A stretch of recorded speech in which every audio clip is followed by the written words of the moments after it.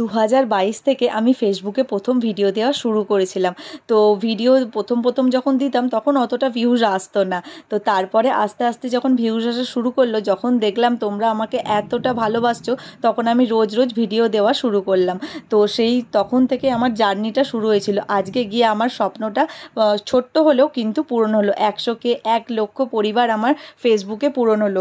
তোমাদের এই নিঃস্বার্থ ভালোবাসা আমি সব্বাইকে বলি, জানো তো, তোমরা আমাকে চেনো না জানো না কিন্তু কত ভালোবাসো। তো আমিও তোমাদেরকে অনেক অনেক ভালোবাসি। তো প্রথম কেকটা ওই জন্য কেটে তোমাদেরকেই দিলাম। তো সামনে তো নেই, এইভাবেই ওই জন্য পালন করলাম।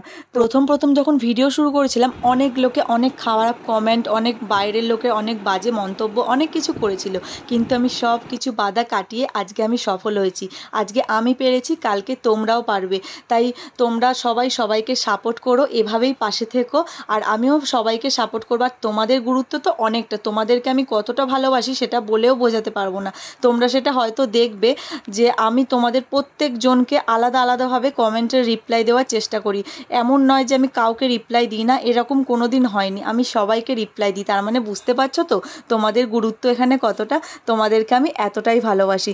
তো থ্যাংক ইউ সো মাচ, মানে এতটা ভালোবাসা দেওয়ার জন্য। তোমাদের জন্যই আমি 100K কমপ্লিট করতে পেরেছি। আর আজীবন এরকমভাবে পাশে থেকো। আর আমার পরিবারের লোককে জানাই অনেক অনেক ভালোবাসা। তারা আমার পাশে ছিল বলে, সাপোর্টে ছিল বলেও আমি এখানে আসতে পেরেছি। আর একটা কথা না বললে খুব খারাপ হতো, আমার বোন আর আমার মায়ের জন্যই কিন্তু আমি ফার্স্ট টাইম ভিডিও বানাতে শুরু করেছিলাম। ওরা জোর করেছিল বলেই।